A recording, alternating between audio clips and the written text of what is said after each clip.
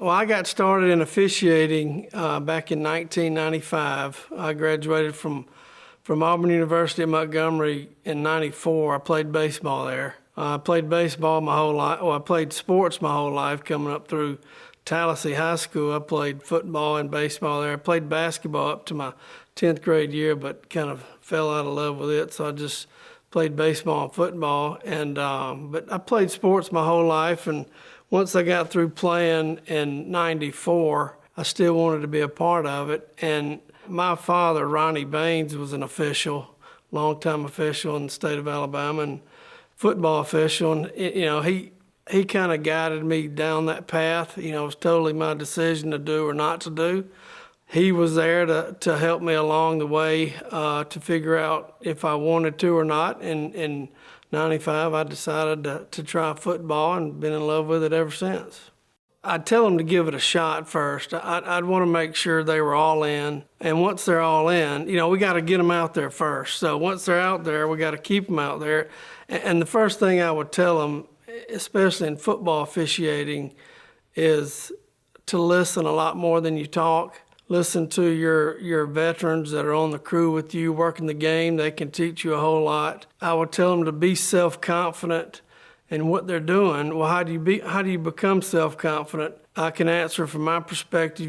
You become self-confident by preparing. And the more you prepare, the better you are at something, the more self-confident you're going to be, and the better you're going to be on the field. So the two things I would tell a first-year guy is to be confident in what he's doing, prepare for what he's going to be doing, and listen to his veteran officials.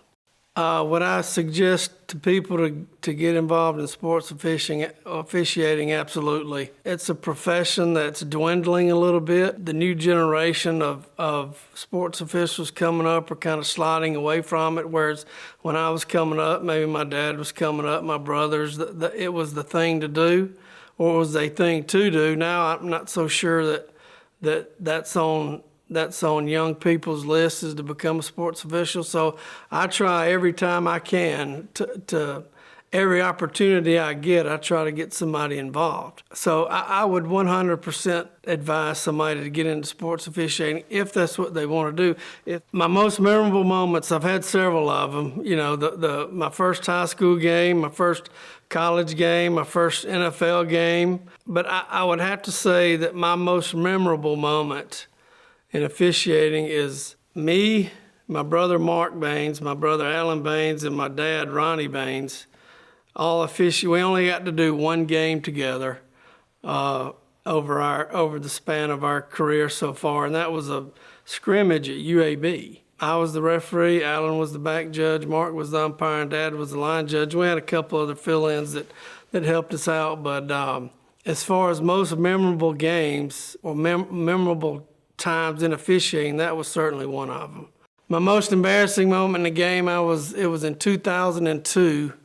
It was my very first college football game. I was in Conference USA. Gerald Austin was my supervisor. It was Duke University at East Carolina. And I was pumped, ready to go. I had a good veteran crew. My very first game, my very first year in the league. It was a pretty big game. I had a bunch of good guys around me, very good crew, and I was the brand new line judge on the crew. Well, it had rained the whole day, that whole day in Greenville, North Carolina. I mean, it rained the whole day, and it kept raining into the game. So by the time the game started, we were just soaking wet. And Gerald Austin, my supervisor, was there. Two other court supervisors that evaluate us that were there, and my dad, Ronnie Baynes, was there. And they were not there to watch those other guys. They were there to watch me. They were there to see how I did. I'm the line judge. I'm standing on the pylon, and I have on, my fresh new uniform, brand new pants. Brand spanking new pants, just bought them, nice and crisp and tight. They were just very nice pants, and I kept my flag in my back pocket. That's where my dad kept his flag, in his back pocket. The very first kickoff of the game is a kick out of bounds, right at me. So that's my call. So I'm on my very first flag in college football. Is an easy kick out of bounds, no problem, easy stuff. So I reached back to get my flag out of my pocket, and my pants were so wet, my pocket had drawn up a little bit, and when I went to reach and get the flag out of my pocket, it wouldn't come out. I was tugging, I was pulling, I was trying to get the flag out, and I'm running up to the spot trying to get my flag out. I'm thinking the whole time, oh man, I got 5 people up there watching me, and I can't even throw a flag for kick out of bounds. So I finally just jammed my hand in my pocket, and I just reached and I just pulled everything, and I pulled the lining out of my pocket. I bust my pocket, and I throw my flag in there with a yellow flag and a white lining of my pocket on the ground. But I did get the flag thrown. So my very first call in college football wasn't that great.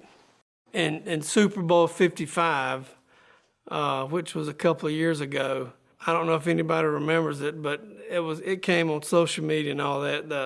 If you remember, there was a streaker that came on the field, and he had a pink thong on, and he ran right past me. And the referee, we have these microphones, the referee got over the microphone and said, "Hey, Rusty, how come you didn't tackle that guy?" And I said, "Well, I draw the line at men with pink thongs on." So I let him run on down the field. The persons or people that I've enjoyed officiating with the most, or that have taught me the most, I go back to my high school days. My old referee, Perry Butler, was a big influence on me. A friend of mine, Keith Tatum, is the one that took me to my very first high school football meeting. I'm very in debt to him for showing me the ropes there. But the number one is my father's influenced me most in officiating. He's the reason why I got into it. He was very good at it, so I strive to be as good as he was, or better. I think that's a goal to get. The time of officiating in my career, the times that I've enjoyed the most have been, I was on a crew with my brother Alan in NFL Europe in the Arena Football League. I was on a crew with him for the whole year. I was on a crew for a whole year with my brother Mark in Conference USA. So those were two of my most enjoyable years, simply because I got to hang out with my brother and officiate the game with them all year. And in the NFL, other than my dad, I was on a crew with Ed Hockey for 4 years, and he had a huge impact on my career and how I carried myself, how I looked at the game, how I looked at things outside of the game. So those few people, certainly have had the most impact on me. Officiating has influenced the other areas of my life quite a bit. It's taught me several things that I otherwise wouldn't have learned, and I've learned those from other people, watching them, learning from them. That's just one aspect of it. For example, of how my dad went about his day, went about his business in officiating, went about the preparation that he did, went about the caring that he had about doing a proper job. And when we do make mistakes, how do we recover from those mistakes? Football officiating parallels that with all the things we do in life. In my opinion, I learned a lot of things from my old referee, Ed Hockey, who taught me how to be a little more humble, but at the same time, be very self-confident in what you're doing. Well, being selected in the Sports Officials Hall of Fame it means a lot. I'm very thankful. I'm very grateful. I'm humbled. I'm still on the field working, and I'm working hard. My whole family works hard at it, and it's a culmination of hard work and preparation. And also the fact that I'm voted on to get into this Hall of Fame by my peers is very special to me. To see that the people that you have worked with, or work the same position, or work the same sport, recognize what you may have done in the officiating world means a lot. I mean, it means everything. If we can, that's one thing I say, that if I leave a game and my 6 other crewmates, we're all happy with one another, and we all know that we left everything out on the field and we did the best we could do, then we've had a good game. So, I compare that to you get into something like this and your peers vote on you for this, then they recognize that. And I'm very appreciative of that.